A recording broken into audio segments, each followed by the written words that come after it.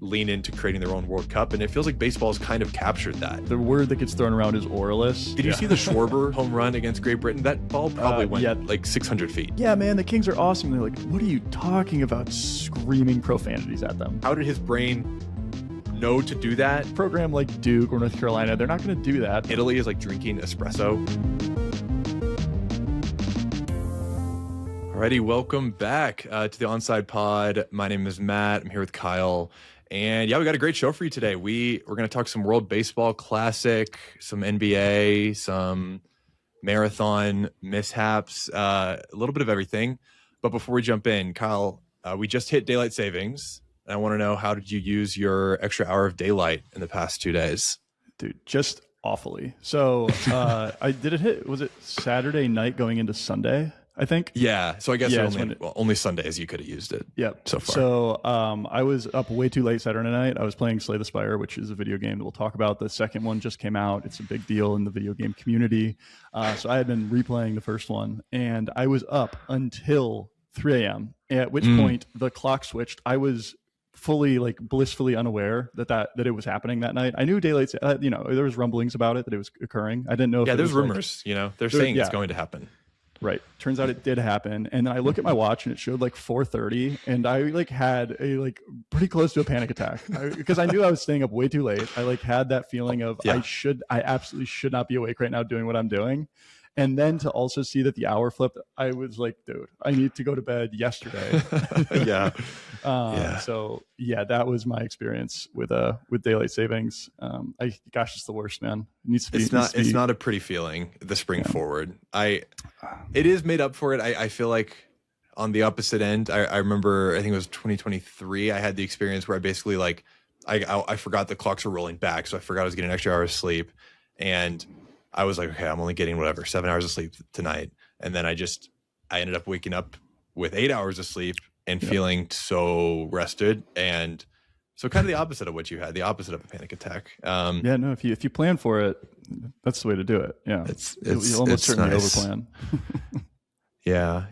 I did get to, I think I was on a run at 7 p.m. yesterday, so I got to use the time well. I didn't bring that up just to flex on me, or flex on you with how well I used it. But anyway, our first category here, main character, winner, face of the week. Like when we look back on this past week, who kind of won it? I know we talked briefly, maybe the Atlanta Hawks in the NBA have won kind of their last 6 games. And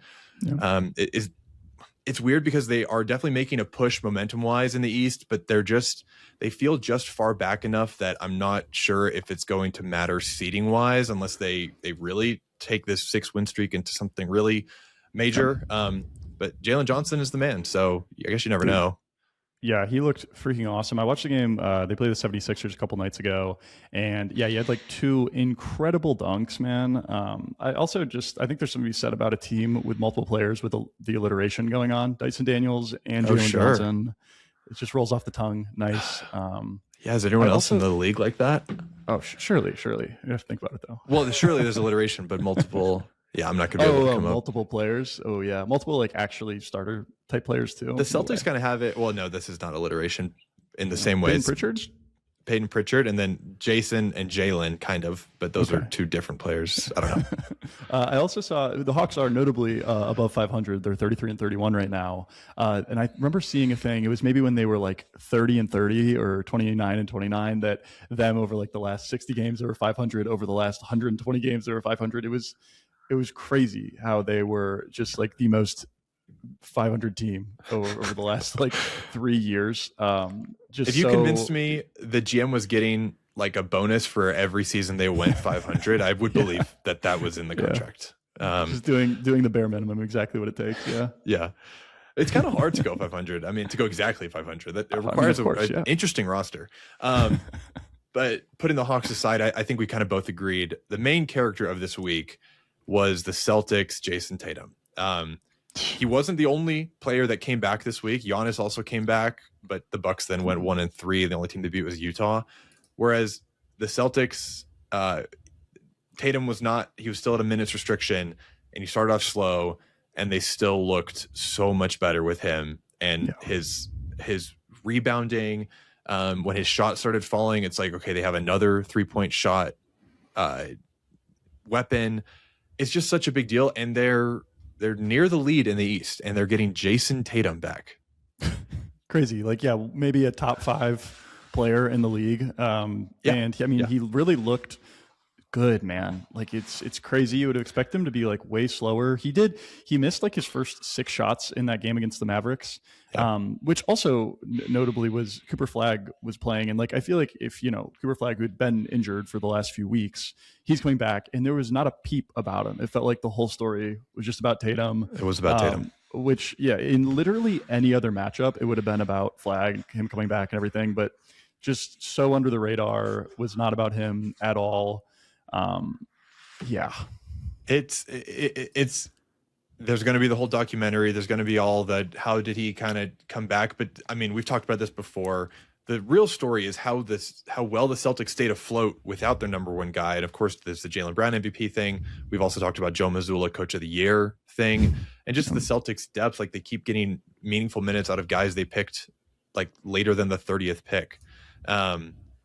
But yeah, the real story is Tatum. And honestly, I'm really happy for him. He gets a lot of crap for being, corny and whatever, but sometimes the emotion, he is corny. Yeah, he is corny. But the emotion, especially in this kind of situation, was refreshing. I mean, he clearly meant a lot to him to be back, and he clearly worked very hard. I totally agree. I actually think this is like the thing that's gonna flip the script for me personally. Like, as a spectator watching Jayson Tatum, I think in the past, exactly like you said, I mean, the word that gets thrown around is auraless, and I don't even know. Everyone's saying that word. Like, dude, it feels like so forced upon him. I remember like there was like the chatter about trying to give him a nickname, and it was like the Anomaly, which obviously did not stick and is so corny. And there's no way he came up with that. Who is giving him bad nicknames, and why are they trying to make them stick? It's so weird. I think it's the Boston, the fans, because 1, there's a ton of them. 2, they're vocal, and 3, I don't. All love to Boston, the city. I think Boston, Massachusetts is a wonderful place. I don't think of Boston fans as like bringing aura to the world. They are just used to seeing their team succeed, winning. Not like, I don't know, not in a cool way in the same way. Sorry, Boston. Man, that's so true. Sorry to Boston fans, but put Jayson Tatum on like any other organization, and he is like, put on a pedestal. But in Boston, he's just like their next guy. Yeah, and they put him on a pedestal, but we don't want to care about their pedestal. But this is definitely, an all-time Achilles like comeback performance. Kobe came back really fast and never quite looked the same. He's also getting older. Kind of same. I was looking back at just NBA players who came back from an Achilles tear, and Dominique Wilkins is a big one. And he did come back to average, I think it was like 29 points per game the next season, brought the Hawks to the playoffs. So Dominique is definitely kind of the poster child, at least of older NBA players who came back. Yeah. But there's also plenty that took way longer. I mean, KD missed an entire season, took him basically a year and a half to come back. In the NFL, Dan Marino took a whole season. Aaron Rodgers took an entire season. The craziest one I found, this was just Google's, Terrell Suggs, the Ravens, I can't remember exactly what linebacker. I think he was a Ravens linebacker, if I'm not mistaken. Anyway, either way, Terrell Suggs toured in the offseason. I think he was playing basketball. And then he came back and won the Super Bowl with, it was the Ravens. Yeah, because they won the 2012 Super Bowl. And then he toured again in 2015 and was kind of done then. But anyway, all that said, this is definitely a quick Achilles tear. And we've had, 2 games of it. It looks like it was a successful recovery. Yeah. There was a clip. I think it was he hit that 3 in that first game back against the Mavericks, and he did like that same sort of false step that that is the reason like his Achilles tore, and he's doing that same move, like less than a year removed, even from like a. You'll like if they're in like sports medicine, which absolutely not a sports medicine person, but I think there's like talk about how a lot of it's sports medicine, or I am just not a doctor in sports medicine. I'll say that. Sure. Like there's talk about how a lot of it's mental, right? And I think like everybody knows that, but especially like doing the movement that you had such a horrible injury, and like your brain will tell you do not do that movement again, which makes sense, or anything close to that movement. And for him to be doing that again so quickly, it's just crazy to see. I mean, I can only imagine how many times he practiced it over the last few months. Which it couldn't have been that many times, because he's only been able to like run and put actually like legitimate force into it for what, like 1 or 2 months. It's crazy. Yeah. It's been about 9 months since he tore it, give or take. Yeah. Do you think Halliburton is jealous? Or, I mean, obviously their teams are in a very different situation. Play the comparison game. I mean, they're even like, it'd be one thing if it was like a huge, like let's say like Zion Williamson versus Jayson Tatum, and be like, okay, yeah, like it'll probably take a man who weighs double what Tatum weighs a longer amount of time. But like, I don't know, Halliburton and Tatum are probably like fairly comparable builds. Hallie's a little slighter, but not a ton. Yeah, it'd be impossible not to play that type of comparison game. But he also doesn't need to rush it, and I'm not saying Tatum rushed it, but his team definitely. He's got to be at least thinking thoughts of like, we could win the East this year. It's not wide open by any means, but it's Celtics have been competent, very competent. Absolutely. Last one, just Achilles comparisons that you had kind of put in here. David Beckham, forgot about this. Insane. Played 6 months after tearing his ACL. Did you see he got the surgery done in Finland? I did see that. Yeah. He flew over there the next day. He tore it, and within 24 hours was under anesthesia getting a surgery done. Actually, crazy bonkers. Do you think like the NBA doctor was busy, or what? Why did he fly to Finland? or the MLS doctor? I was thinking the NBA doctor, because I feel like there's a guy who does this, and I feel like. But yeah, sure, the MLS doctor, but maybe he's less high quality than Finnish doctors. True. I don't know. I don't know. He's probably that guy's on leave. He's on sabbatical. Not listening to you. David Beckham, you might be a football icon, but you're not getting his time. I guess maybe I will say. I mean, I'm sure I would. No, that's rubbish. I think like both sports probably take like an equal amount of force. I was thinking like maybe he was able to come back in 6 months because it's soccer, but like. I don't know, man. You're doing just as many like split steps and jab steps and all of that stuff. Yeah, at least as far as the movements that are happening, they're pretty similar. And maybe you don't have the jumping force as much in soccer, but you have longer games, so there's some trade-offs. But anyway, no golfers on this list, notably. If you don't want to tear your Achilles, play golf. No golfers on the list. Alrighty, so loser of the week this week, other than all the other teams in the Eastern Conference and the NBA, the main guy that I was thinking about, there was one guy, there was one team. The main guy, Jurickson Profar, I've never known how to say his first name, but Profar, he's the Atlanta Braves outfielder. And here's why he's the loser. So he has been previously suspended for PED usage. I think he was suspended for 80 games last season. He just got suspended again for 162 games the entire season.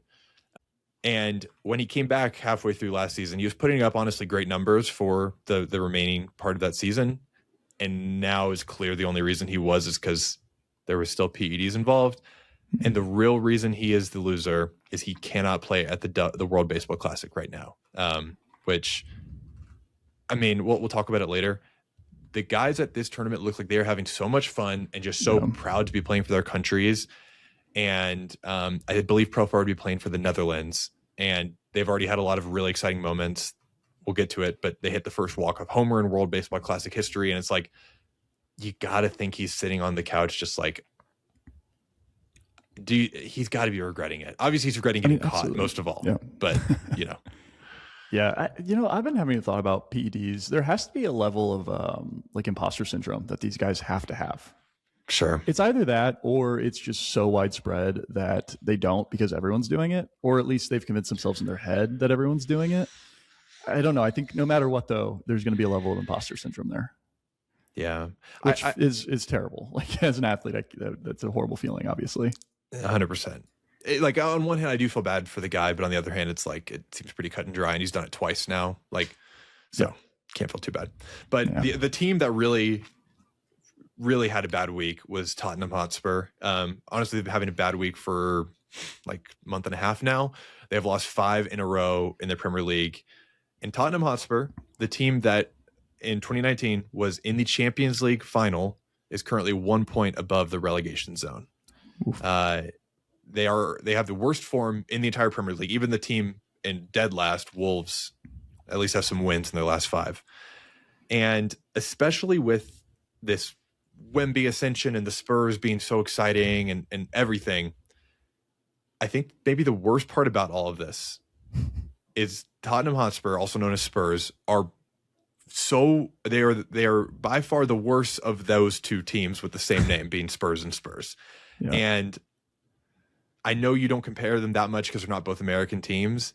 That I was just thinking about like how good the San Antonio Spurs are and how bad the Tottenham Hotspur Spurs season is going, and that it really kind of made that, I don't know, apparent. They have the largest delta in terms of teams that have the same mascot. I think like Bulldogs are a huge one in college sports and high school sports too. Like I remember even in like my conference, like the high school I went to, they were Bulldogs, and there was another school in our conference that was also Bulldogs. It's like, guys, come on now, what are we doing here? My local high school was Bulldog. I was homeschooled, but my local high school was Bulldogs. Is there like a Bulldog czar that is? I don't get it, man. There's so many mascots. There's so many awesome mascots too. Like, I don't know. There should be way more like mythical creatures in sports. I've always thought that. Dragons. The Seattle Kraken is cool. Go Alabama, Birmingham. That's another one. Seattle Kraken. That's good. Yeah. I feel like we're not getting nearly creative enough with mascot selection. Yeah, but I am an Arsenal fan, and so I do take some pleasure in seeing the Spurs do so poorly. And it's a little bit out of nowhere. I mean, they're in the Champions League right now in the round of 16, and they just cannot win in their Premier League. You don't want to be the worst of the same mascot teams. Like, there's the San Francisco Giants, the New York Giants, and they've right now the San Francisco Giants have been consistently better than the New York Giants. Yeah. But even then they feel, I don't know, the comparison, there's been more ups and downs, and right now it just feels extremely sparse. The worst comparison I could come up with was the LA Kings and the Sacramento Kings, because they're in the same state. Yeah. And the Kings right now, the Sacramento Kings, are so bad. But you imagine you're like out at the bars and you're like, "Are you a Kings fan?" You're like, "Yeah," and you're like, "Yeah, man, the Kings are awesome." And they're like, "What are you talking about? The Kings suck this year." Yeah, exactly. So Spurs might be getting relegated, and in the NBA, the San Antonio Spurs might be at least contending for the title. All right, so our burning question for the week: the World Baseball Classic is very much in the mind of the entire sports world right now. Yeah. And the thing that I just kept thinking about, so baseball is going to be in the Olympics in 2028. Baseball has been in the Olympics before in 2020. It didn't get chosen for 2024. I don't really understand exactly why, but it didn't. With how much fun the World Baseball Classic is, and of course, there's all the MLB players and all the Japanese, Korean league players as well. In 2020, the MLB did not allow their players to play in the Olympics. And part of it is just the Olympics is in the summer, the MLB is in the summer. But with how great the World Baseball Classic has been, and I feel like how much positive attention it's brought to baseball, if you're in charge of the MLB, you've got to let them take like whatever it would be, 3 weeks off to play, right? It's atrocious that they would not. I mean, the PR of it alone is ridiculous. And then you also think this is the kind of thing that you would expect to see in a country much different than America, I'll say. I think like America internationally is known as like the country of freedom, and for then like the organization that is based in the United States to determine what these athletes can and can't play in is ridiculous. And especially the Olympics, like everyone loves the Olympics. And I don't know, I think of if it was like American football, I'd understand it a little bit more. There's higher risk of injury. In baseball, I mean, yes, of course, there's risk of injury. It's the pitchers, less. The pitchers especially, yes. But like, I don't know, man. I think it's so lame of the MLB. We're going to end up with a PGA and the Saudi Arabia situation here in a minute. All of the MLB players are going to be moving to overseas. Hey, honestly, going to Japan maybe. No, seriously, because I believe in 2020, Japan's league did take a break for baseball in the Olympics, and I think they announced they are also going to do that in 2028. So they're kind of putting some of that pressure on. I think there's something to be said. I don't know that the MLB expected this World Baseball Classic to take off so much. It kind of had a big moment in 2023 when Japan won and Ohtani pitched the final out, and it was there were a lot of headlines from that. Yeah. But this year it feels like it's really gone up a level, and it's kind of in the zeitgeist, like the mainstream consciousness, and all the MLB players are playing, and there's these incredible teams. sorry to cut you off, but they did the same thing with the World Baseball Classic, right? It was the MLB had this like standoff with the players on whether or not like which players were going to be allowed to play. And There's wasn't it stuff like was it a insurance. team? It's like If the player players insurance, if the players were to get injured in that game, their insurance claims wouldn't hit. Man, dude, they're dealing with the same stuff as us, me and you. Yeah, us Joe Schmoes. It's like, was this fire caused by you or like, yeah? Wait, did you have a fire at your? No, house? but theoretically, Sure. God, scrub that. My insurance company sees yeah, don't listen. Hey, and in that way, it's very American that they're fighting about insurance claims. That's right. That's true. Yeah, and also in fairness, the Olympics for most of its history were like, and they were just an amateur sport. You could not be a professional and compete in it. Right. But they did away with that in the 90s or early 2000s, and there was basketball in the 2024 Olympics, which was such a big deal. And there was all the Team USA players playing, and Wemby for France and Jokic for Serbia. And it became this whole, basically the World Cup, but for that sport. And the World Cup, of course, is, arguably, maybe not even arguably, the greatest sporting event there is. And it's taken a lot of sports to a long time to like really lean into creating their own World Cup. And it feels like baseball has kind of captured that. I think they absolutely have. And I think part of it is the players are having so much fun playing. Exactly. Like they're just clearly so into it. And it feels the same way with like at the World Cup, you just see like how much it matters. And that's at the end of the day, that's all that any of this is about, right? Like, right. It's just about how much like the people put into it and how much they think it matters. And like, that's really what makes an event exciting.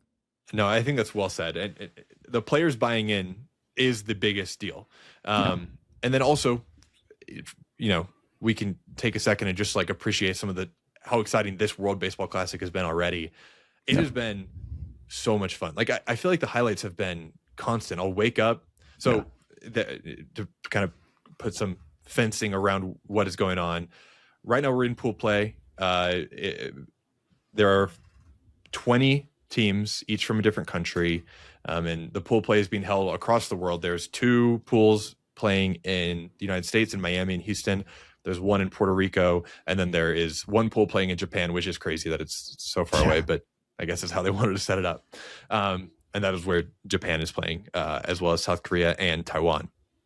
And all the MLB players are playing. And it has been a lot of fun to see these guys, like some of these guys who are like MLB rotation players, basically, not bench players, but, bottom of lineup guys look like gods out there. And then the guys who are really good look like gods of gods. Like, did you see the Schwarber home run against Great Britain? That ball probably went like 600 feet. Dude, the pitch was cracking me up. It just looked like a guy, like just me going out there and tossing him like batting practice. That's not pretty.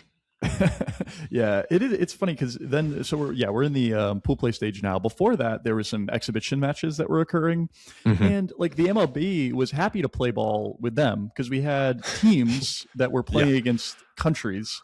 Which the funniest result from that I saw was the Cincinnati Reds beating Cuba 19-2.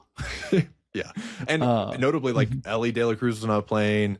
I think because he would have been playing for his national team. Like the Cincinnati, 7 through 18 guys did that. Just beat up on Cuba. Yeah. It is funny. But then there's also on the opposite side moments like the 17-year-old pitcher from Brazil that got Aaron Judge to ground out to end the inning. Yeah. Just a lot of cool stuff. And like you said, the teams really care. One thing that I really noticed, I was watching the Taiwan-Korea game, and Taiwan needed to win it to stay in, and they won in extra innings. And they're not even making the playoffs, like just to keep their chances of making the playoffs alive. And a lot of the members of the Taiwanese team were like in tears and visibly it meant so much to them to win this pool play game. So cool. But then you have also the Dominican Republic mercy ruling multiple teams. You have Dude, their team is crazy. They are stacked, like actually so stacked. Going Soto. Sorry, I'll start at the top of their lineup. Tatis, and then Ketel Marte, who is the Arizona Diamondbacks' best player. Not a huge star in the celebrity sense, but one of the best players in the major leagues. Soto, and then Vlad, and then Manny Machado, and then Junior Caminero, and then Julio Rodriguez batting seventh. Right? Yeah. Insane stuff. They mercy ruled Mexico, mercy ruled Brazil, Dominican Republic. I don't remember who they mercy ruled, but their point dip is going to be. I think they've put up like 36 runs in the first three games. Got to be the one seed. And so much. There's just I keep remembering kind of things I want to talk about here. Yeah. So Skubal pitched for the United States against Great Britain, and he was like, hey, he's the best pitcher in the sport. More or less, it was like, hey, I want to take care of my body and my chances. Just signed a big contract, and he's like, I'm only pitching one game. And Paul Skeens is going to pitch multiple, and the U.S. has had to pick up some pitchers to kind of fill spots that some people didn't expect, like Nolan McLean, who's still technically a rookie. Skubal pitched against Great Britain, and then after the game, he came out and basically was like, I didn't realize how much it would matter to me to have, my country's name on my chest. Yeah. And he's like, I want to pitch again. I don't know if it's going to happen yet, at least at the time of recording. I don't know if they made a decision, but so cool. There's all the home run celebrations, like when Caminero hit the home run and he like sprinted around the bases. Yeah. They're all pimping their home runs, like when you get the national teams involved and all the culture and the fans, and they can imagine the people from their country cheering them on. So cool. Did I see, was Skubal's first pitch, did he get homered on? Yeah, first pitch got sent. Okay, that's my thought. And for him to still have that mentality of like, I want to go back out there. I think I saw it, and it looked like it was kind of it was like a 94 mile an hour fastball. Maybe it was kind of a meatball from him. I think he didn't expect the guy to swing or something. It was a weird pitch. So strange. But I mean, very cool strange. For him to like kind of coming back on that, I don't know, kind of a loser mentality to be like, I can't, man, I'm resting. Like, well, I think he thought other people would be like that, Right. No, they all care so much. Yeah, dude. Honestly, so all right, let me pose you this question. So, all right, you get to keep one. The other ones go away. We'll say like the World Baseball Classic would become a yearly event, and we'll stretch it out too. Okay. So you got to get rid of one. We'll take MLB playoffs and the MLB like entirely. Yep, would get thrown out for international play. The World Baseball Classic. You're picking one total. Cool. The last one is the Little League World Series. We have talked about the Little League World Series, but unfortunately that is going on the cutting block. It's out of here. Understand. Man, it's tough. It's going to be hard for me to try to throw away all of the history in the MLB. I know. Yeah. And also not succumb to recency bias. I am probably going to pick the MLB because it's, in the same, it's tough though.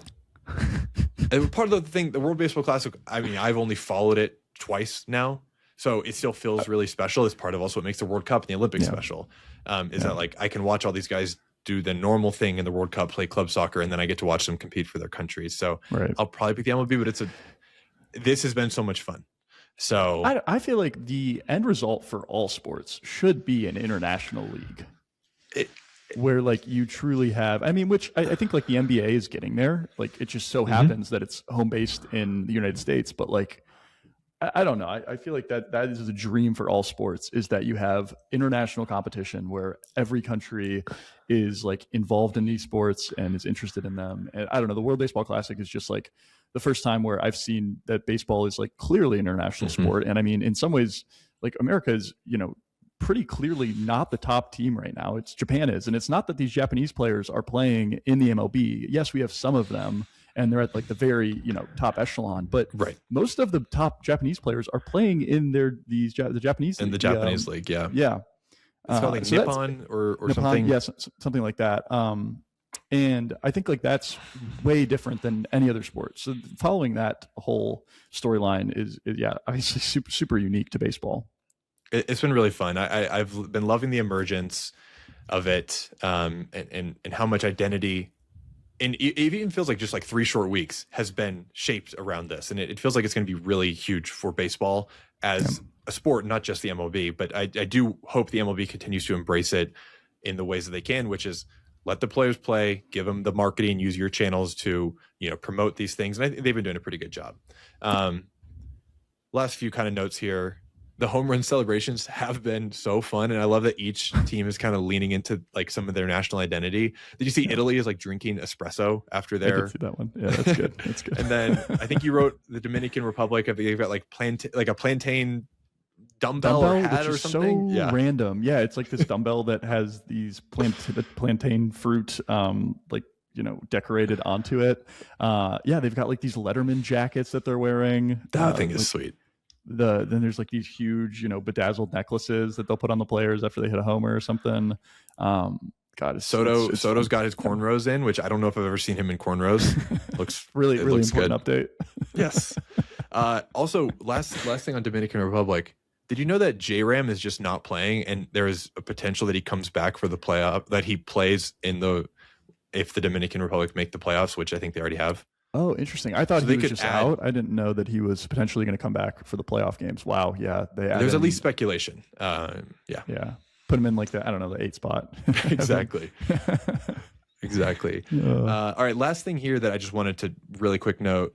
The first walk-off home run, in the World Baseball Classic happened. Ozzie Albies of the Atlanta Braves hit a walk-off for the Netherlands. And it was honestly a huge, in the course of the game, shifting home run. They were down 3-1 to start the 9th, and then kind of clawed it back, and then he hit. There was like a grounder that bounced off the bag that allowed runners to stay safe, and then he hit the home run to kind of end it. And then later that night, Panama was up on Puerto Rico, and Puerto Rico hit a walk-off home run to end that game. So I guess when it rains, it pours. You get one, then you get more. But absolute cinema. It's great stuff. It is cinema. So if everything we've been saying and these player names and whatever seem foreign to you, well, that's a bad choice of words, seem unfamiliar to you, they are probably foreign if you're an American listener. I would just take the chance to check it out. If you need something to convince you, go watch Ohtani's Grand Slam and hear the crowd pop. It's in the Tokyo Dome, so it's as good as it gets, and then start watching World Baseball Classic. But we'll kind of close that page there. We got to close it. We're going off the rails here. Oh man. And it's funny because we're probably gonna have more to talk about it next week too, when it like actually ramps up into playoffs. So excited. Yeah. All right. Let's bounce back to the NBA for a little bit. Probably actually just a quick bit. I wanted to drop our prediction for the next week. And for me, we already talked about him a little bit earlier, but my prediction is the Celtics are going to take over the 1 seed in the East from the Pistons, who the Pistons have been weirdly struggling. They lost to a Cavs team a little bit ago that did not have Donovan Mitchell, and it really felt like the Cavs were in control for the majority of that game. And they played the Cavs again a few nights previously. I think it was maybe like Friday ago, so maybe around 10 days ago. And that Cavs team was, I think Harden and Mitchell were both sitting, and the Pistons barely won that one. And so as a Cavs fan, I was watching those games very closely, but they've lost their last 4 games. The Cavs, the Spurs, the Nets, and the Miami Heat, which, I mean, the Nets and the Heat are bad losses if you're the Pistons. Mm-hmm. Nets especially. Yeah. That's weird. Yeah. So it very much feels like they are on the downswing while the Celtics just picked up Tatum. They are very healthy, fairly healthy. And it really feels like they are in a great spot. I mean, they're 2.5 games back right now, but it feels like they could take that. They have the Spurs and the Thunder coming up. They play the Spurs March 10th and then the Thunder March 12th. But still, I honestly don't know if it'll matter. The Pistons, well, ever since we did our whole Cade MVP case, they have been slipping. They've not looked great since then. So sorry, Cade. They do feel like a team that can beat anyone. I've definitely watched games where they're just so physical and competitive that it feels like they can convincingly at least compete with any team in the league. I mean, I'm all the way up to the Thunder on their best night. I also think they have a very low floor. The fact that Cade is their only real ball handler and they rely on him so much, and if they just have like a really bad shooting night or Duran has a bad matchup or something like that, I really worry for them, which does not bode well in the playoffs. That is not a recipe for success. I don't know if I share your prediction in this exact same way, but I mean, obviously the Celtics, we already talked about it. They're getting Jayson Tatum back. I do want to give a quick shout to the Knicks another kind of weird team. They have some great wins. They beat the Spurs. They're basically the only Spurs only loss in the last 17, maybe 16 games. They dominated the Nuggets, and then they got blown out by the Lakers. So just a weird team. But the Eastern Conference is going to be interesting as it shakes out. For sure it will be. So when I think about the Pistons, it feels like they play playoff basketball in the regular season. Like they're super physical, and they're playing this like bully ball style, where the Knicks, for instance, like Brunson and Cat, both, I mean, Brunson, I would say, brings it more just about every night. But Cat, we've talked about him, I think, last week too. He's just so hit or miss. And like when he brings like that, what you would hope to see in the playoffs, it feels like, he's one of those guys. And so the shots falling. Yeah. Yeah. The Knicks ceiling is super duper high. Whereas the Pistons, I mean, yeah, they have the ability to beat any team in the league, but there's probably 6 to 8 teams that on any given night can beat the best team in the league. And I just don't know if their ceiling is as high as a team like, the Spurs, Boston, even the Knicks. Like I think the Knicks might have a higher ceiling than the Pistons right now. I think it's fair. All right, I'm going to pivot a little bit sports wise for our best like late game moment of the week. So this was in the Premier League. Newcastle was playing Manchester United, and the teams were tied at 1-1. In about the 85th minute, so about 5 minutes to go, Newcastle subbed on William Asula, who is a 22-year-old forward, and he's kind of one of those guys, honestly, not dissimilar to some of the Pistons, where he brings it just every night. He doesn't play a ton of minutes, but when he is on the field, he's just bringing it. And he scored a goal to, I think it was in stoppage time, so basically just added time at the end of the game. He scored a goal that was one of the more like thrilling goals I've seen this season. Part of it is he had not played for 85 minutes, so he had so much energy, but he kind of knew that and took advantage of it. So he wins the ball like near his own goal, and it kind of gets kicked up like towards the Manchester United goal, and he just puts his head down and in a dead sprint goes and gets the ball, and it's out kind of by the side of the touchline. And he kind of just cuts inside on his defender, who's still kind of scrambling. He didn't expect someone to race to that ball. It's kind of one of those like, it gets kicked out and you let the ball go, but he went and got it, cut inside and curled the ball right into the side netting. Ended Manchester United's hope for that game, and honestly was a big in the title race. Man U were third, so very big point to drop there. And I wanted to give him a shout out. It was really, if you haven't seen the goal, recommend going back and watching it. Shout out to him for trying harder than everyone else. Okay, our most ridiculous stat of the week. I'll tee it up and then I'll let you kind of talk a little bit more about it. But in college basketball, Miami, Ohio does not play in one of the major conferences. They play in the Mid-Atlantic Conference. Is that right? Do I have the name? Yeah, Mid-American. Oh, sorry, yes. Yeah. And so this is University of Miami, Ohio. Their main rival is the University of Ohio. And both relatively smaller schools, so not like a marquee, Duke, North Carolina thing. But they had played 217 times before this. And this is going to be the 218th game they had ever played. This was a very important one because Ohio had not lost this season. They are the only undefeated team in college basketball. Part of it is strength of schedule. But so in their 218th rivalry game ever, the teams scored 218 points. And it's just some things, it's a great coincidence. It's fate. It's sports romance, whatever you want to call it. But I'll let you kind of do more of like what actually happened in the game. But that kind of matchup I just had to mention. Yeah. So I'll also add a little bit more of it. I mean, that's a super crazy. I mean, 218 meetings for two teams is crazy. I think the MAC teams, they play each other a lot. I don't know what it is. They seem to really like to stay in conference. Maybe they can't book some of the other matchups. I don't know. I don't know what it is. But also notably, Miami has historically struggled playing at Bobcat Stadium at Ohio University. They were 27 and 74 when they played, at the Bobcats. And also notably, Miami was 3 and 23 in Athens, which is where Ohio University is, since the year 2000. So odds were not in their favor in that sense, but odds were certainly in their favor in the way that they had won, that they had not lost this season, and they were 30-0 going into it. Yeah, they're playing for a little more. Like Ohio's playing their rival, but they're playing Miami's playing for an undefeated season here. So.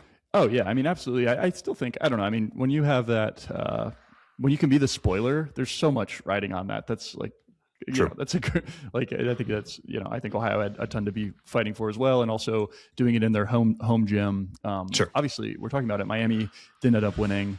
It was really a crazy game. Ohio had multiple moments there at the end to end up like winning it. Miami has had at least like 3 or 4 of these games this season where they've won at the very last second, either by the opponent missing a shot or them making a shot. It just feels like they are, by the skin of their teeth, they are making it through these games.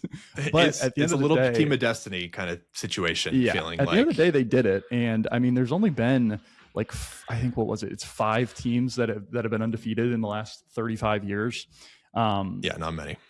Not many at all. Of those 5 teams, by the way, I guess 4 other teams, and of those 4 other teams, none of them ended up winning the national championship. So Miami's odds there, the statistics are not in their favor. I think part of it is there's just so much riding on it. Yeah, I think about the Gonzaga team in 2021 that lost to Baylor. That was the last one. Sick 'em Bears. Yeah, Sick 'em Bears for real. That was a awesome championship game. But again, it's just like everything was riding on Gonzaga. I think like as the games stack up, it just becomes like, you know, more and more of a weight on these kids' shoulders. Yeah, they're still college kids. Like it's yeah, that's what's great about college sports. But it's also when you start to talk about them in the same, you know, breath as like, you know, the weight of history. Like they're not professional athletes yet. They are. It's a different. You start to put a lot of weight on them, like you said. Yeah. I'll also say I thought it was really funny. Saw a clip from the end of this game where Ohio, again, it was really tight at the very end. It was so much tension in this game. Miami pulls it out, and the whole team basically like runs up to the crowd of the Ohio University team, like the student section of OU. And like it's just screaming profanities at them. The players are screaming profanities at these fans, like flicking them off. They're all raising the middle finger. It was two-handed, gnarly. It was hilarious. And it's just like, you know, a program like Duke or North Carolina, they're not going to do that because they have social workers that are paid $100,000 to teach these kids not to do that, and they go to class. They have NIL money. Yeah, right. They don't want Nike to not sponsor them or whatever, Viore or whatever. Yeah, but the future accountants at Miami, Ohio, man, they don't give an F. You have to think Miami makes it to even if they don't win. Absolutely. Yeah. Okay, cool. Yeah, glad we're on the same They're definitely making it. When I was going back through and looking at the previous undefeated teams that had made the tournament in the 2013-2014 season, Wichita State, who is also in one of those smaller conferences. I can't think of it I think it's the Pan. I can't think of it off the top of my head, but they're not. There's a lot of conferences. A power conference. Yeah, there really are. But they went undefeated in 2013, 2014, and they got a 1 seed in the tournament that year.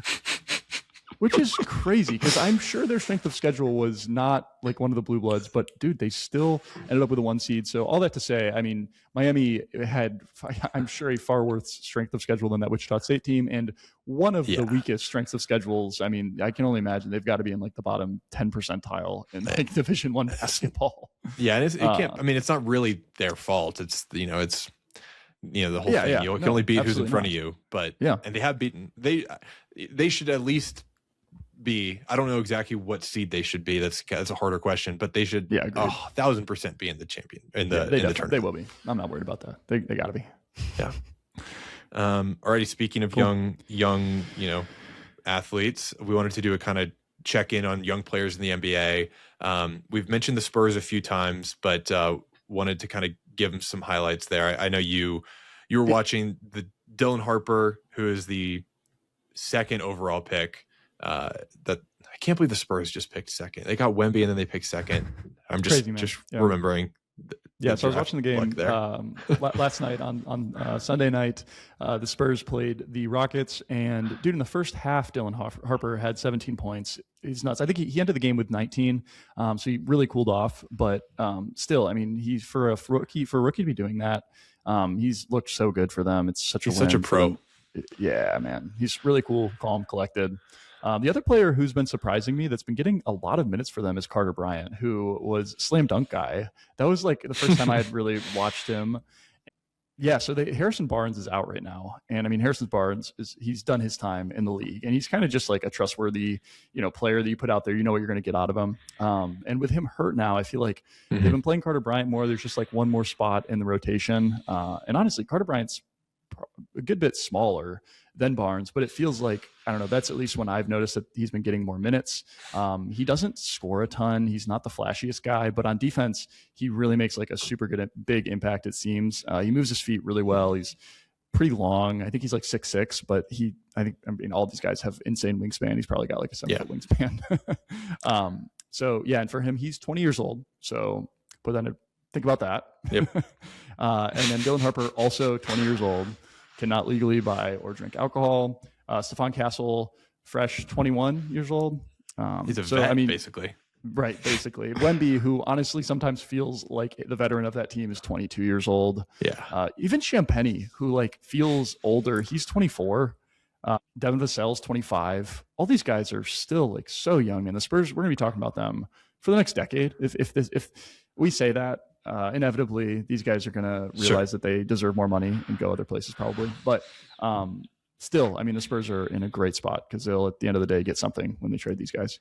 It's very exciting, and they've definitely figured something out with getting, like you said, lanky wingspan, lateral movement guys who can just stay in front of the ball. It does feel like anytime someone, and the Thunder have kind of done a really good job with this too, anytime the Spurs sub someone on, it feels like they're at least going to put productive minutes. Worst comes to worst on defense, which, the Nuggets have struggled with that in the past. And some of it is roster construction. Some of it is what you're drafting for. But it's like, it feels like such a blessing you can always give someone meaningful minutes if they can contribute, even if just a little bit defensively. Like you never feel like, oh, I really want it, whatever. Let Matt play to get some on-ball minutes, but he's such a liability on defense. Like the Spurs do not have. Also helps when they're up by like 20 points, and then they can just put in whoever and give them minutes, and that's kind of been happening more recently. No, that's fair. They are. It has really felt like an ascension the past month and a half. They're tearing it up.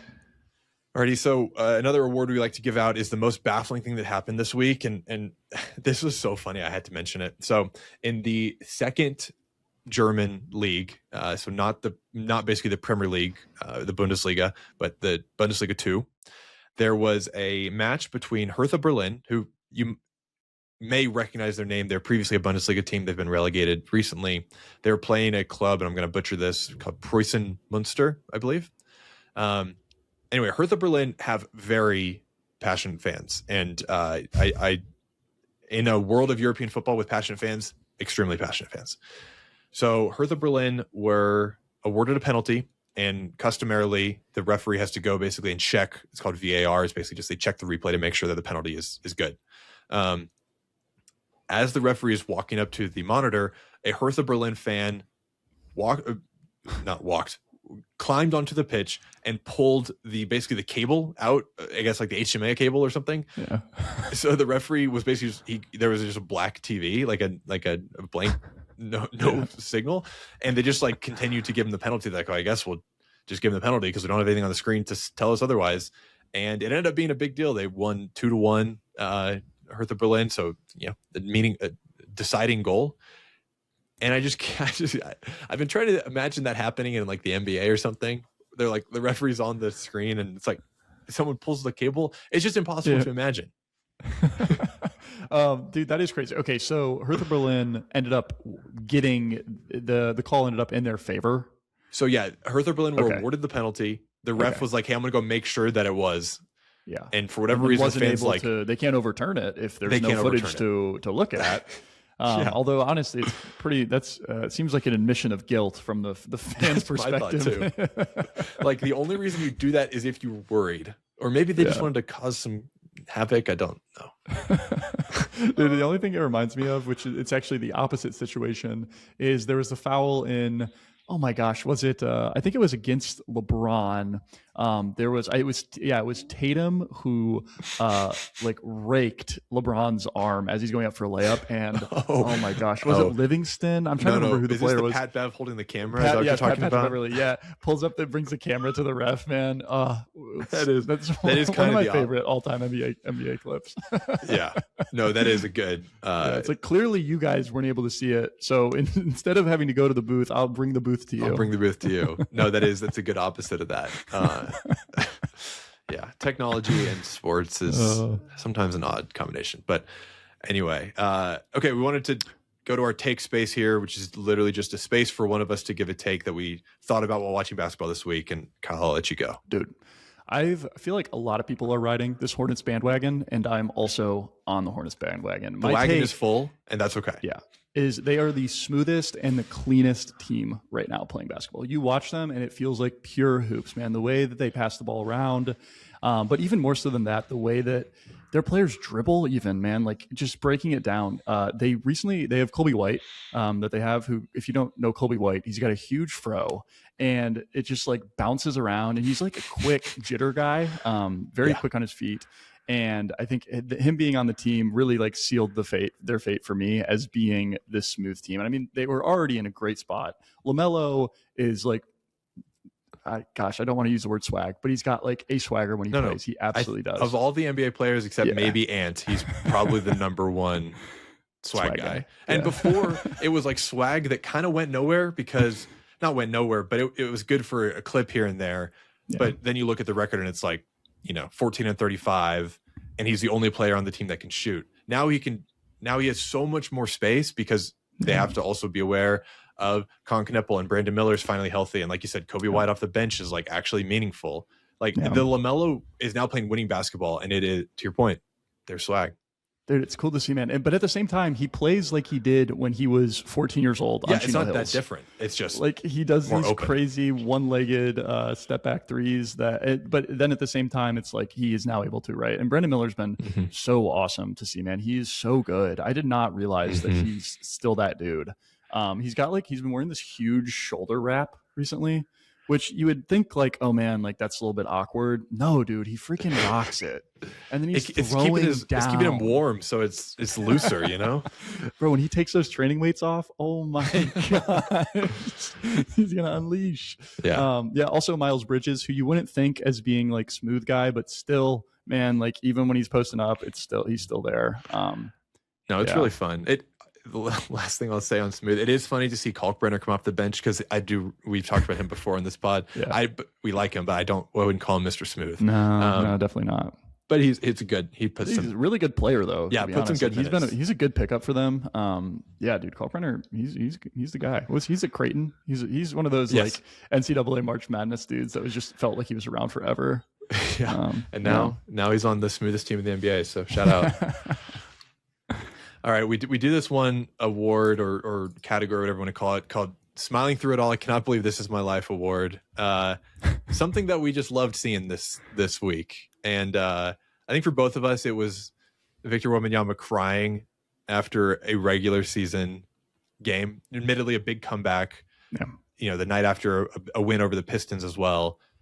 But so refreshing to see, not that NBA players don't care about the regular season. I think that narrative is overblown, but Wemby does it very publicly and obviously in a way that I think is really beneficial for like the average, guy who just watches the NFL and is like, oh, no one cares about the NBA players don't care about the regular season and it's all fouls or whatever. It's like there was a nugget of truth to that. They're missing a lot of actual truth, but I like that Wemby, he is changing the narrative a lot. And it's really cool to see. For sure. This brings back, I've got, also don't love to use the term PTSD, but that's the only word I'm going to use to describe it. I think it was last season, Darius Garland. It was a regular season game. I think I actually remember talking to you about it, Matt. And I don't even remember who we were playing, but Darius Garland had the opportunity to win the game with a free throw. and proceeded to miss the free throw. We lose the game. And like 30 seconds later, he's dapping up the opposing team, like cracking jokes with them. And like the freaking fire it's set in my brain as a fan. Like, I'm like, wait, why do I care about this? Like, he clearly doesn't care about this. Sure. What am I doing? But it's also, I mean, like, people are able to shrug it off, and I think like that's just how certain athletes are. And even if, like, let's say if I was in that position, that's maybe not how I would act, but that's not to say that I would care more about it than Darius Garland. Anyways, that's a moment that'll always stay in my brain. And now James Harden is in that place. Congratulations. And I like to think James Harden cares more. I like to cry. He obviously cares more. He has played every single game, a little bit hyperbolic, but almost not, for like 12 years now. Like dude cares about basketball. Pure hooper. Yes. Yeah. So thank you, Victor Wembanyama. Alrighty, we'll switch gears to tennis for our performance of the week. Indian Wells is happening right now. Yeah, it's an awesome tournament every year. It takes place in California. It's always 1 billion degrees, and this year is the same. It's super hot, so we have like really tough conditions for a lot of these players, which actually ends up being one of the bigger storylines with these tournaments. Cincinnati is another one. The Cincinnati Open is a 1,000 series ATP tournament, and this past year it was very, very hot. Well, dude, even the Australian Open was extremely hot. Yep, you have players like puking mid-match. Great. So anyways, my performance of the week, there's honestly with tennis, there's oftentimes pretty big upsets. The one that I think is sticking with me right now was Lerner Tien beating Ben Shelton. Ben Shelton, notably, he's one of those guys that was dealing with the tough conditions. He was cramping up and just overall like didn't look super healthy. There was one point during the match where he like went for a fairly routine volley and like tripped over his feet and like kind of face planted, to be honest, which was really tough for him. But for me, it's Lerner Tien kind of maybe being the next guy up for American tennis now. And like the narrative was Ben Shelton being like this next guy. It kind of feels like, he's young. I mean, I think he's like 22 or 23. Yeah. So he's still super young, and he's had like some really good results. He's beat some of the top guys at majors and all this stuff. And Lerner Tien, who is 3 years younger than him, I think Lerner Tien is 20 years old, just beat Ben Shelton in a Masters 1000 tournament. He's now 2-0 against Ben Shelton. So it's not like this is a fluke. I really like his game. He's honestly like the antithesis of Ben Shelton. He's like this really consistent, smooth player. And I don't know, I just being in the head of Ben Shelton now at this stage, it's got to be a weird feeling, but maybe, I don't know, at the same time, maybe he's going to light a fire under his butt to get him to start feeling like, all right, I still got a lot of work to do if I want to be the face of American tennis. Yeah, I don't know. I'm definitely pro Lerner Tien. I am still, Ben Shelton is just so much kind of juice behind him. And maybe it's just because he's whatever in advertisements and very public. Yeah. But I've seen him play some very strong, ultimately losing efforts to Alcaraz and Sinner. I do think he still has like some next level to get to, and he has the tools to be able to beat some of the very top guys. Even when some of the best players were like ascending, they still lost. Like no one has been perfect. I mean, you could pick out like moments Alcaraz lost earlier than they expected and be like, oh, is he not next up? And it's like, no, obviously he is the guy.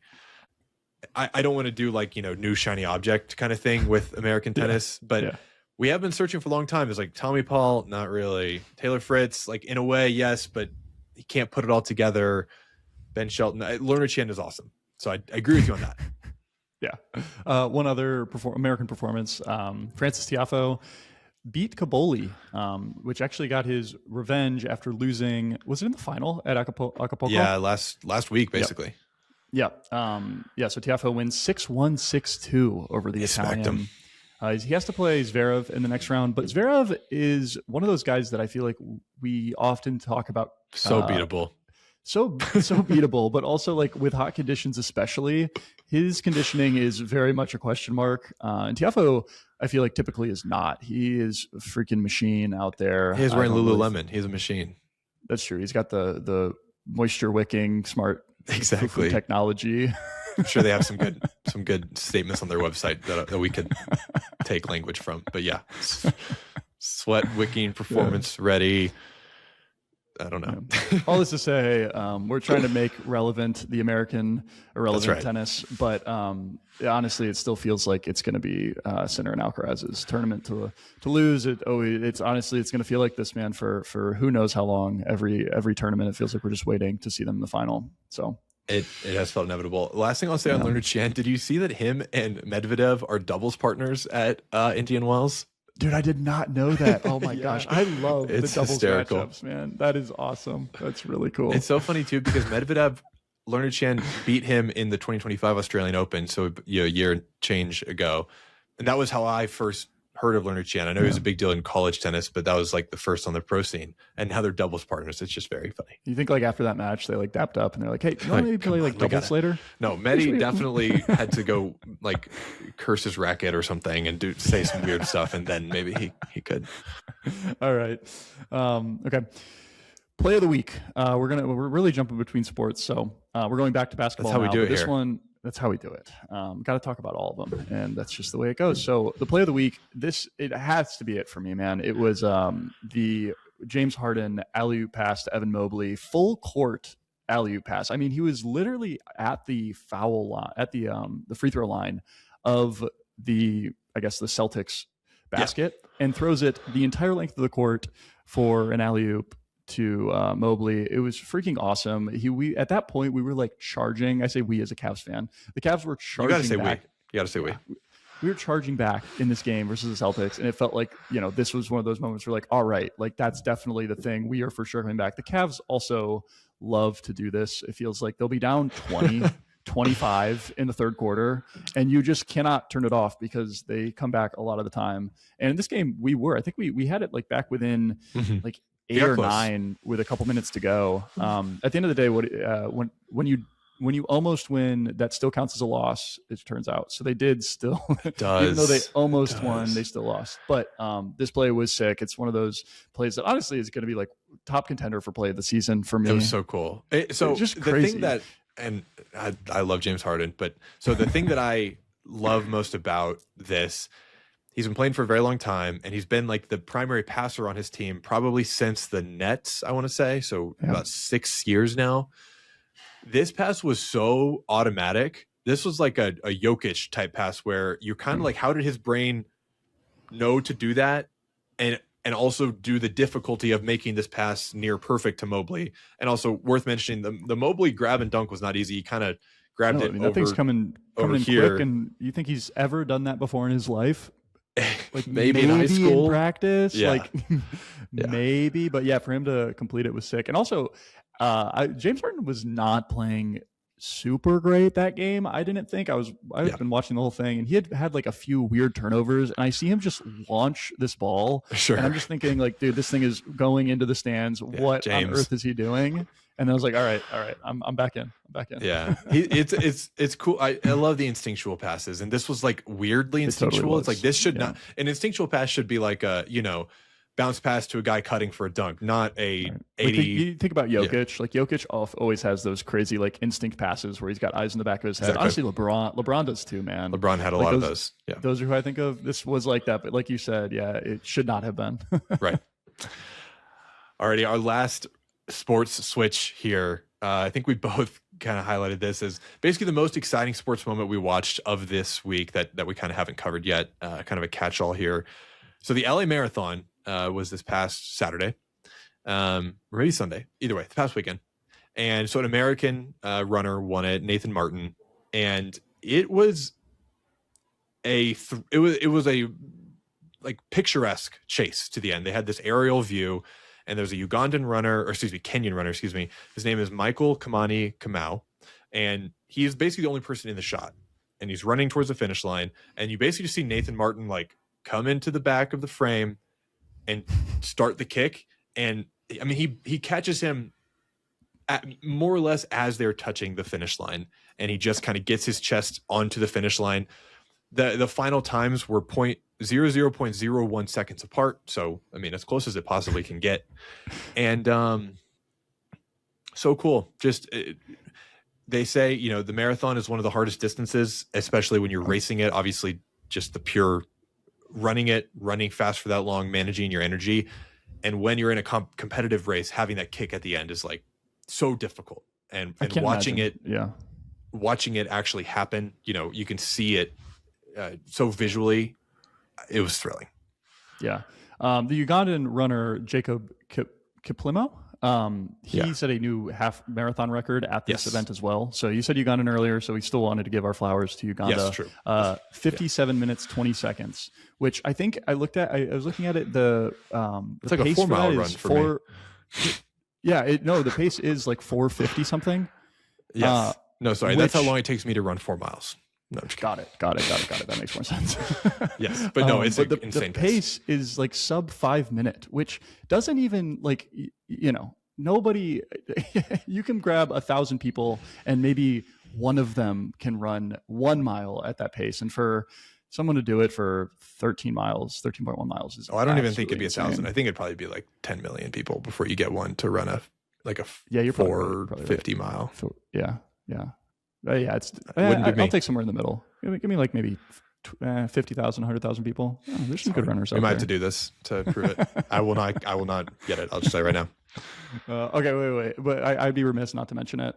The Kenyan runner in the marathon, Michael Kimani Kamau, he was veered off course at mile marker 26. So he was the one that had been leading, that ended up losing the race.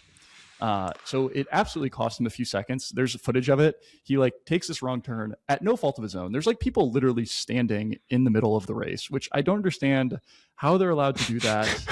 How there are no rails. As people, do not feel weird standing in the middle of the race. I would.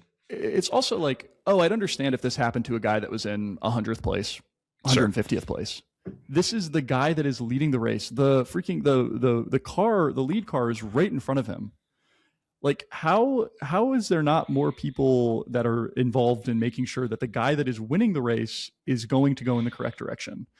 Yeah, making his life as easy as possible. Yeah, right. So anyways, you could absolutely say that caused him to lose, and I think I'm in the boat that says that is the reason he lost. The guy in second, I do not think would have caught him. Especially it's one thing if he had won, the guy that ended up winning, Nathan Martin, if he would have won by a few seconds or something. But I mean, the margin of victory being 1/100th of a second, it's just disastrous for the Kenyan runner. Yeah, it's certainly disastrous. It's always hard to nail down exactly. I mean, they ran for over 2 hours. There's so many little things that could have happened. Well, it'd be one thing if this happened at mile marker 13. It happened at mile marker 26. No, it's a fair point. You've got 800 meters. No, less than 800 meters. 400 meters to get home. Yeah. Just crazy, man. Ugh. All righty, we'll wrap it here. We like to do a little, we talk a lot of sports, obviously, but we like a lot of things that aren't sports. One of those things being Survivor. Survivor 50 right now. This is such a great season. It's so much fun. Yeah, dude, it's so great when they're this good, man. I've been going back and watching some of the older seasons recently, and not by older I don't mean old like seasons 49, 48, 47, because I had not watched them, and I realize now why I kind of skip some of the new seasons. They can blend together for sure. Yeah, and there's not as many characters, man. It's something where you think that I can only imagine how many people apply to be on Survivor, but you would think that they would get people that are truly really good characters that are fit for the show. But sometimes, man, there's just people that frankly are not built for it. They really like Survivor. They're very much fans of the show, but that doesn't mean they're a good player or even an entertaining player necessarily. And season 50, all right, the first moment that I'll say, and Christian is by far my favorite right now. I was on the fence after the first episode. This episode was, I mean, I liked him, but I wasn't he wasn't my top guy. I'm a Q guy. No, absolutely. He was my top guy. But now I think Christian's taking that spot. The camera work of getting the shot of him talking to Joe through the hammock was actually some of the best filming I've ever seen. He's rocking him like a baby, trying to make sure that Joe doesn't get mad at his tribe. It's so good. Just so good. Yeah, it's you can never really. I mean, it's a returners season, so it's a lot of people that we love, and that's why they got invited back. You can't really compare it necessarily to a new season, 1-to-1. Yeah, but they really have struck gold. At least the first 2 episodes with these. I mean, having Coach back on our screens is amazing. Having Coach and Q on the same season is amazing. all the people that really care about strategy. Like we've had a lot of really interesting conversations with Rick Devens and Christian as well. And that was the inciting incident for the Joe conversation. Even the boots, like the votes have been pretty interesting. I didn't expect either of the last 2 votes. Yeah, actually, the guy that I work with that's really into Survivor, and he was sharing that he had read something. So this is definitely not a primary source, probably not a secondary source, maybe a tertiary source that I'm getting here. But he was saying that apparently the situation with Joe was even like, Joe was clearly upset. I think talking to Rick in the episode, they get pretty heated, and apparently like off camera it was like even worse than that, but the obviously the edit, they didn't want to paint Joe in like a terrible light, but apparently Joe was like getting quite upset with just, I think, like how the game was being played, which, I mean, if I felt like the writing was on the wall that they were going to put my name down and I didn't feel like it was warranted, I'd probably be fighting for myself. I'll raise a stink. I'll ruin that game for everybody. Yeah, no, if I can't win, no one can win. No one can win. Yeah, we want to like Joe, so it wouldn't be surprising if they're kind of massaging that around the It's so tricky, man. Yeah, exactly. Because he's a guy that I actually just finished watching 48. Okay, where, cool. I wasn't going to spoil it. I mean, there's just so many heartfelt moments. Honestly, it's like one of the purest moments I've seen in like TV. And like sometimes you get those raw moments with him and Ava in 48, where it's just like, man, dude, like these are just normal people, and that's like the magic of Survivor. And so that was really cool. He seems like one of the best dudes to possibly know in real life. But absolutely. When you're playing a game that requires you to be deceitful and sometimes manipulative, tough guy to be. And he gets offended by that. Yeah. I'm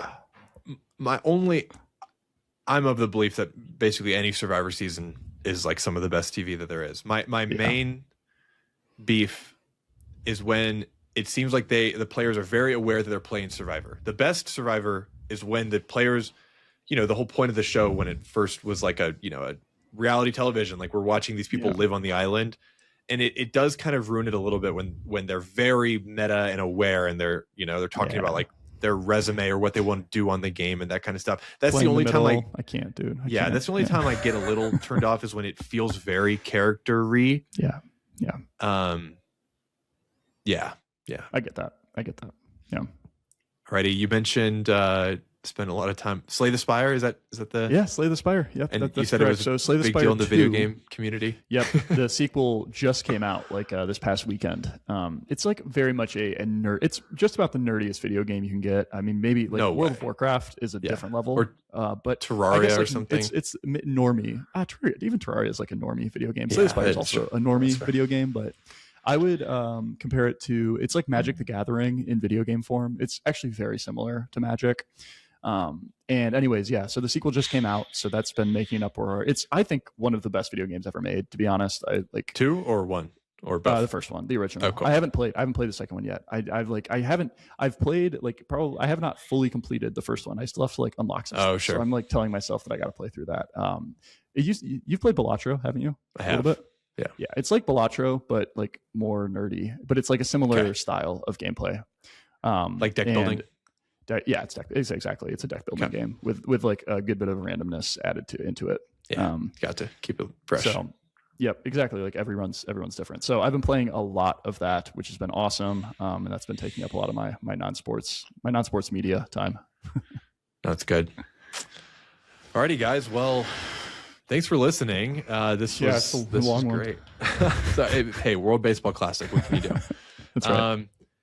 We are presented and a part of the Field Guide podcast network. There's a lot of other pods. If you're listening to them on Spotify, we are on this feed, so you can just like keep watching this feed for more pods from our friends at Field Guide. If you're on YouTube, we'll probably have it linked or collab post or something with the Field Guide channel, so you can check it out there. But if you're interested in movies or TV or just general life stuff, we have a pod for kind of all of that. So I now need to go watch more baseball. I think that it's USA Mexico might have even already started, so that gives me even more. It's a good time to be a sports fan. We got Indian Wells. We've got the World Baseball Classic. Yeah, NBA plays every night. I hope if you're just a basketball fan, that you heard some of this stuff and sounded interesting. You want to go check out another sport, or if you're just a tennis fan, you want to watch NBA. It's all good stuff. It's a good time to be a sports fan. Let's go learn your TN. Thanks, Kyle.